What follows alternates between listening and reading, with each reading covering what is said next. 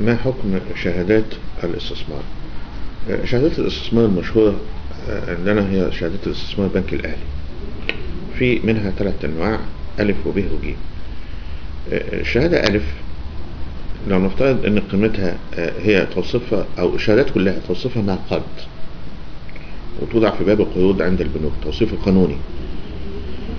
فلو الشهادة ألف لو نفترض أن قيمتها 10 جنيهات، ده ألف، وجه بعد شهر هي زادت الفائدة بتاعتها 1000 جنيه واحد،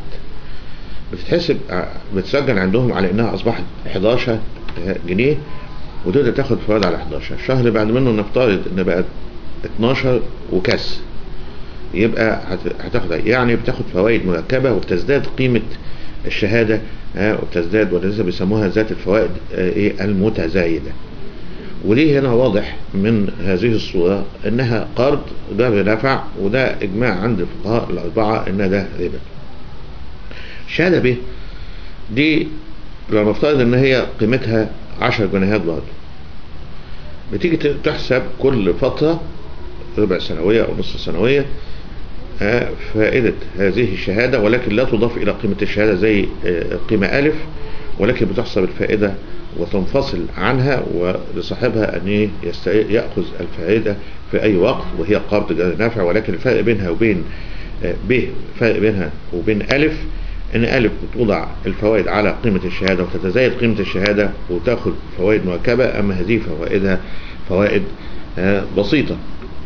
الشهادة ج ليس لها فوائد، ولكن الناس تضع وتشتري الشهادات، والأرباح المقدرة لها بتوضع يعني ايه على جنب، ثم يجري سحب على الشهادات، سحب علني، والفائز بياخد جائزة كبيرة ولا تعطى فوائد. هذه جيم واضح انها من يعني قبل القمار، حكمها حكم القمار وليها نصيب وما الى ذلك، لان اي واحد يدفع مال غير معروف يعني قيمة السلعة او الشيء اللي هياخده، وقد يكسب وقد لا يكسب، وقد يكسب كثيرا وقد يكسب قليلا، فهذا من باب القمار.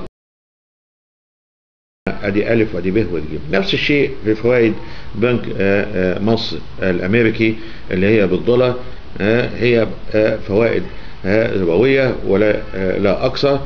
واذا كان البعض يدعي ان هذه الفوائد هبة من الحكومة لا تعطي هبات، ولكن وإلا كان عطت لكل الناس، هي بتعطي للذي يضع، وبتعطي له بحساب على قيمة ما وضعه. اللي وضع 1000 غير اللي وضع 2000 غير اللي وضع 3 غير اللي وضع 4 غير اللي وضع 5، بيحسب على قيمة هذا الكلام، على قيمة الودائع اللي هو بيضعها. وإذا كان والبعض يقول إن دي مضاربة ما بين الأفراد والدولة، الأفراد بيضعوا المال والدولة تضع كبيرة تقيمهم لهم. إن كان هذا من قيمة المضاربة فهذه مضاربة فاسدة. ليه؟ لأن المفروض لما يكون في مضاربة هيبقى الربح مشاركة بينهما على ما اشترط، يعني 40 و60 50 و50 30 و70، ولكن هذا اشترط له نسبة ثابتة من رأس المال، وده اتفاقا بين المذاهب الأربعة على أن هذا مضاربة فاسدة، وده هيبقى من قبل الربا. هذا والبنوك لا توظف أموالها ولا تعمل بهذه الأموال في أي مشاريع خوفا على الدخول في مخاطر، ولكن بتأخذ هذه البنوك وتقرضها للشركات، بل بتقرضها للحكومة نظير فائدة عالية، تأخذ هي جزء وبتعطي الأفراد جزء آخر، وبالتالي يعني لا أبدا لا تعمل هذه